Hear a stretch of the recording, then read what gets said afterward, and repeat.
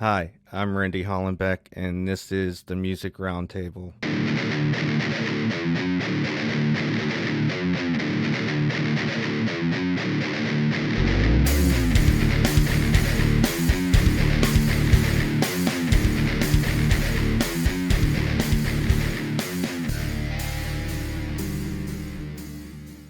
Today on the show, we have singer-songwriter Angela Autumn. How's everybody doing? He's a ghost rider who got real thin as a rail from drinking sin water, sweet as honey and gin. I wanted to go into a little bit about your history and stuff. How you got started, when did you start playing guitar and writing songs and stuff. Yeah, the whole like 9 yards sort of. Well, I started playing music when I was 9.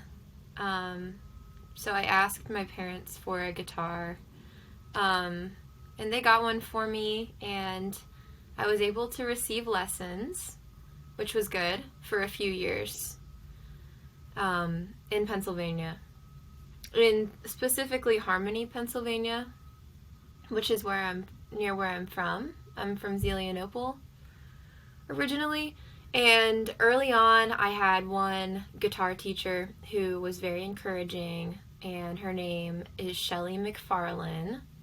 And she still owns a guitar studio up there in Harmony, called McFarlane's Guitar and Violin.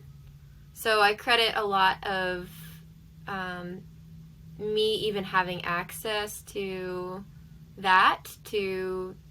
Shelly in her studio.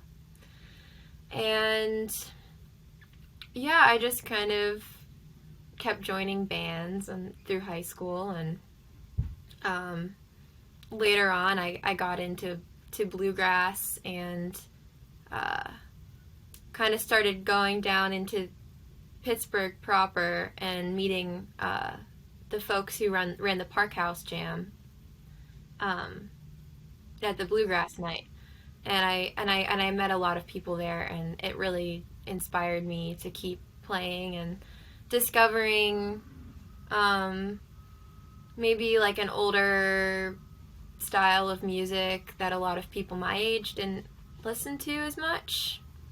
In my high school or college atmosphere, you know.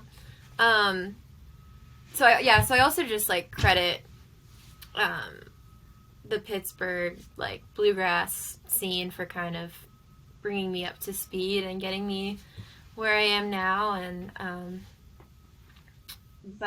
yeah, I've been playing for a long time, and I guess writing is something I do a lot. So What got you into bluegrass? What inspired you to go there? I think it's something very primitive, maybe for me. Uh, I'm learning more and more about my family of origin, and that there were some banjo players in my family, and also my grandfather played the accordion. So I think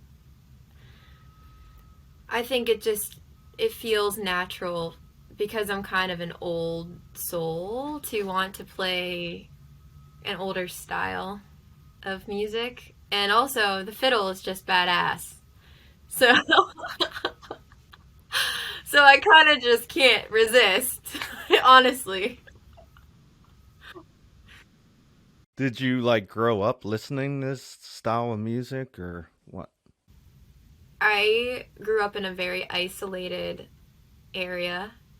Um, Basically just me and my mom and my dad. And so I just lived for the radio, and I listened to radio, song, from just everything that I could, um, and soaked that in. And it was just always the most important, like, part of my day was listening to music as a young kid. So, and you asked about the bluegrass side. My mom didn't really listen to bluegrass, but my dad, he did listen to like folk music and like the 60s and 70s stuff. So, like Neil Young, and I think that's maybe why I gravitate towards bluegrass. I'm not sure. It's just a weird thing. What was the first song you ever learned how to play? Oh, good question. The first song I ever learned to sing and play at the same time was Put Your Records On by Corinne Bailey Rae. Which, it's like, girl, put your records on. Tell me your favorite song. You go ahead, let your hair down. And man, I just rocked that when I was 12 for my whole school. And I was just like, oh, I can sing. Dang, I'm going to do this, I'm going to do this, man. And I just loved, yeah. I think it was that song. Such a good song. Check it out if y'all haven't. So that's when you were like, okay, I'm gonna do this as like a hobby and then maybe a career. That's when it started? Yeah, I definitely was never thinking of it as a career path until I moved to Pittsburgh, you know, um, and getting real gigs. Um, that's kind of when I was like, oh, this can be a viable path, um, for me, I guess. You know, even though this year's been weird for artists, I don't know if it's like still viable, but we're trying. We sure are trying. Do you ever get stage fright? No, I don't. I do not struggle with that, but I know a lot of people do, so I consider myself fortunate to not struggle with that specifically. Um, but if I don't get nervous, I feel like that's a bad sign that something bad's about to happen. I've seen a few videos of you doing it live and stuff, and it seems like you're natural. Nothing really bothers you. I'm not a very, I at least don't show it. I'm not very phased in my life either. At least I don't show that I am. But behind the scenes, I'm like, oh guys, come on.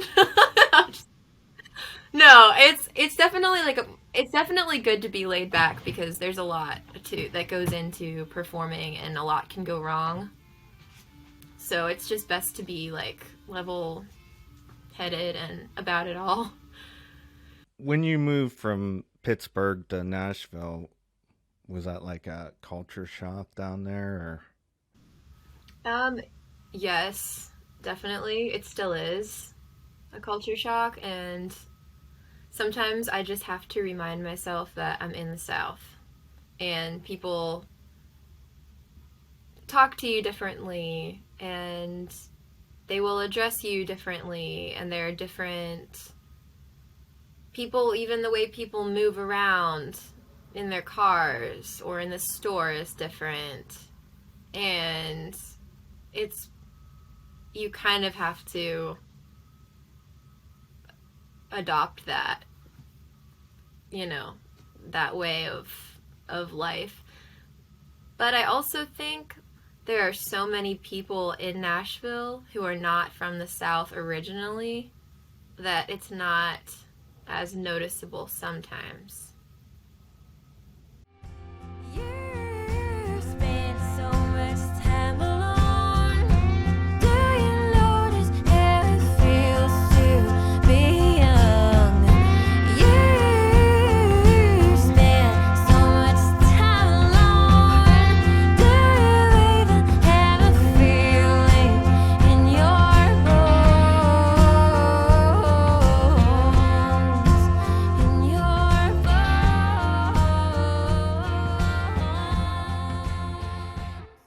Tell me a little bit about this. When you were in Pittsburgh, you played the Honky Tonk Jukebox. Could you tell me a little bit about that? What that was? Yeah, I can tell you all about it. So that was John Bindley's child, his honky tonk. And John actually lived in Nashville uh, probably 2000, I don't know, 13 to 15 or something like that. And so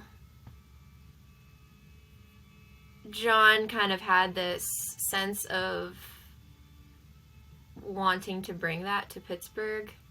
And that was kind of his goal from the time that I connected with him for the first time. And so that was kind of what um, like solidified our friendship, you know? Um, so when John asked, like, everyone if they would do the honky tonk jukebox, I thought it would be a great idea. And I tried to, like, support him as much as I could. And I sang at almost every jukebox as a, like, supporting member of the band. And I usually got to do a couple songs. So I think that was cool because uh,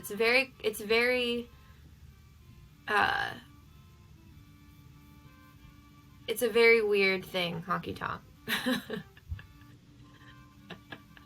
But I'm glad people seem to like it. I mean, they liked it in Pittsburgh, so that was cool. Now, that was with like different artists would get up and play with this band. Yeah, so let me like so yeah, so I can paint the picture, I think. Um the house band was usually a pedal steel, a drummer, a guitar player, and a bassist. Like Patricia in Brogno is the bassist. Um, the drummer rotated, and the steel player was usually Pete Freeman, and then John would lead the band, you know. But then Greg would be on keys most of the time, and so it was like it was like Bindley Hardware Company, but then it was also like bluegrass musicians from town, but it was also like older like roots musicians like Pete Freeman who had and like just people who had been doing it forever. So it felt like a place for all generations to gather, and I loved that aspect of it, and also the fact that it was at the Elks Lodge like gave it this like timeless kind of feel and North Side community vibe, which was really fun every week. You just released something called the Magnolia Sessions. Yes, I did. And it's interesting because that was all tracked live.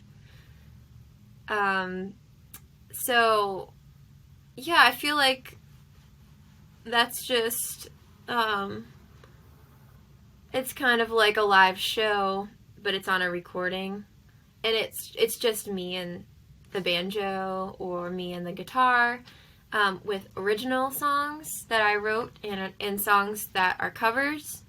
Um, and we recorded it underneath a magnolia tree down here in Nashville. This giant beautiful tree, and yeah, it's for like a record label that likes roots and indie and punk, and so it's kind of a mixture of all those things. But you can find mine and the other artists on anticorpmusic.com. Anticorpmusic.com. So that's all there, and you can discover new artists who did theirs, and you can discover mine. And I think mine turned out pretty well. It's a little bit raw, but I think it's pretty good. And you also got a new album coming out June 4th. And that's all new original music. Yes, that will be new to a lot of people. However, I have been playing those songs for a while. Some of them were written in 2018. Some of them, were written as recently as, like 2020. But yeah, it's just a collection of originals, and I'll be releasing it on my Bandcamp on June 4th. And what's it titled? What's the title of it? It's called Frontiers Woman. That's the title of the record. What have you been doing since the lockdown? Do they still play out down there, or you do any live streams, or what have you done this past year? I have been doing a few songwriter type of nights outdoors down here in Nashville at two different bars. And one of them is called Fat Bites, PHAT Bites. And so shout out to Fat Bites. They've been hosting us. They haven't really stopped despite the pandemic. Also, the American Legion down here has always been really good to me and good to us artists. So there are still shows going on down here. But you asked about live streams too, didn't you? I did a few live streams. I realize it's a different type of animal than a live show.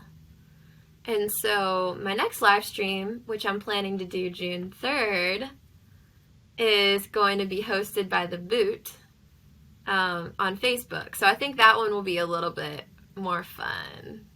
Is that like a record release?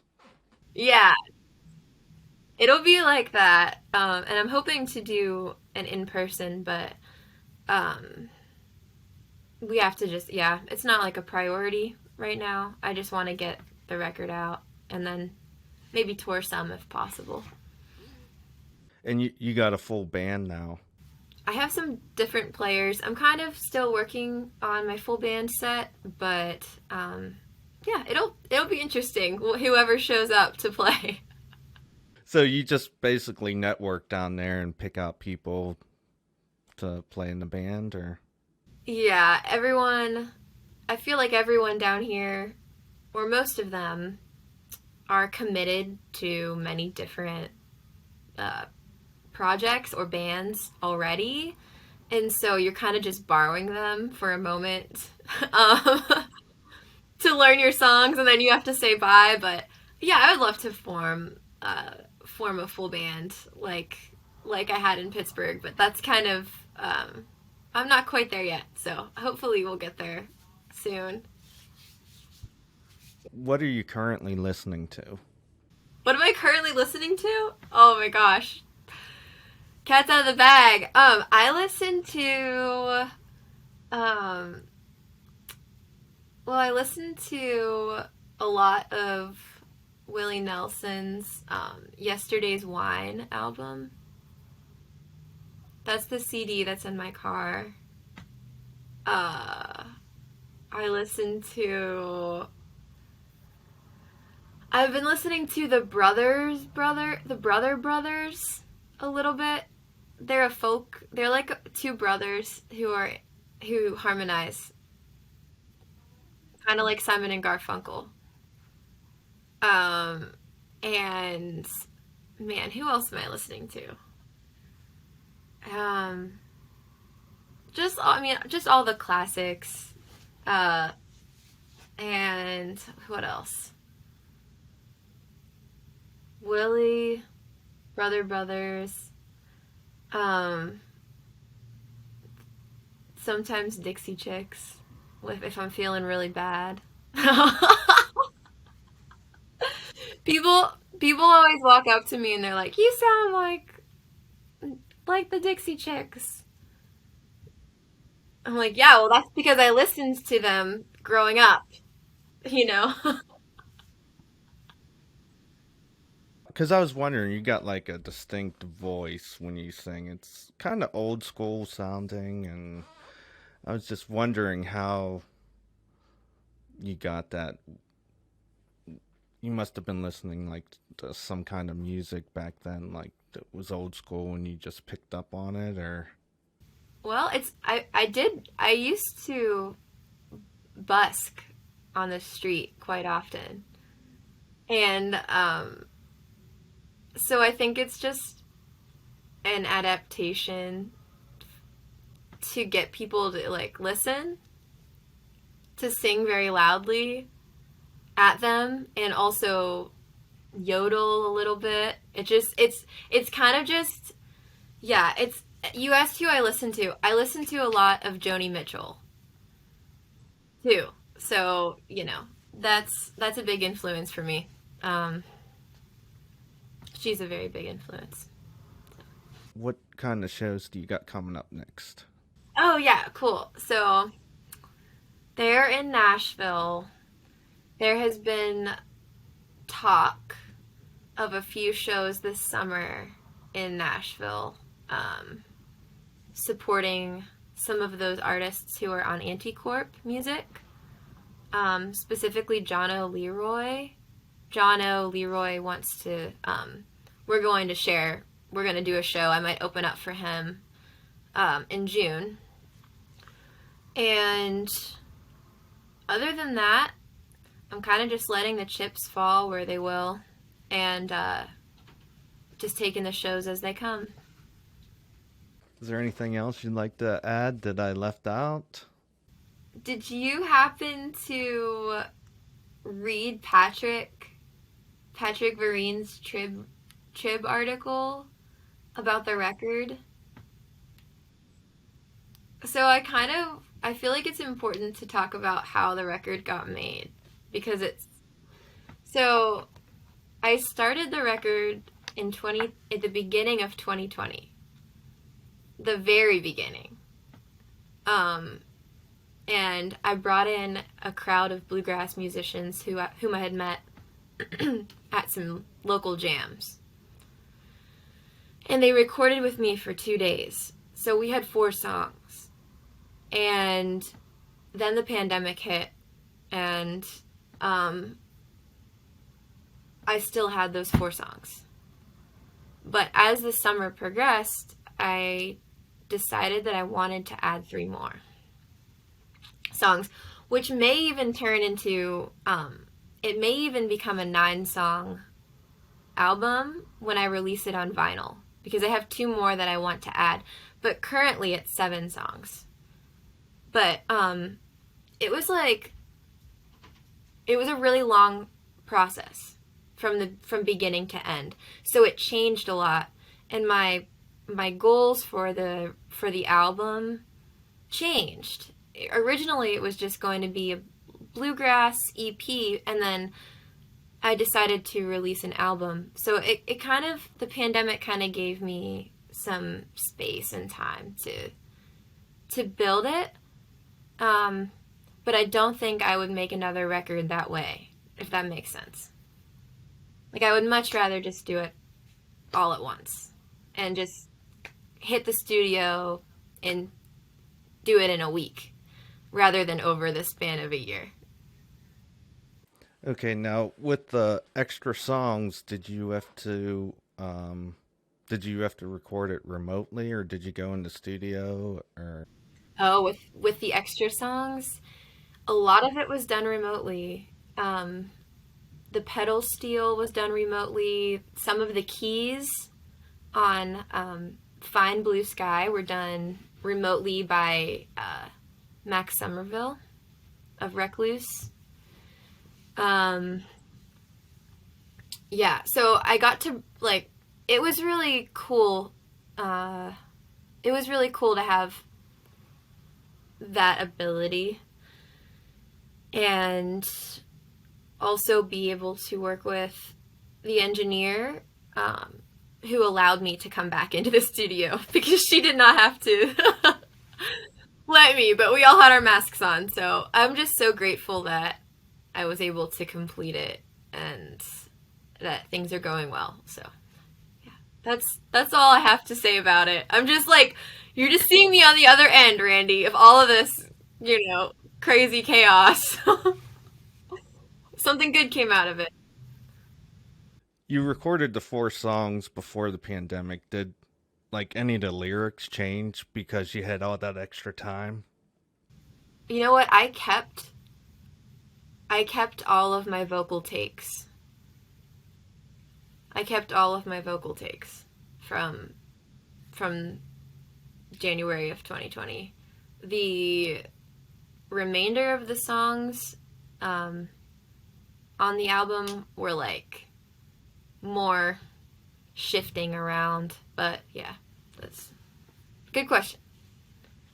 How do we get in contact with you? Facebook, websites, Instagram? Yeah, I would love to be in contact with anyone who is into my music or just bluegrass. You can the best way would be to email me, or hit me up on Instagram, or hit me with a subscribe on YouTube. Just leaving a nice comment is always, I feel like, the best way to get in touch. So. Your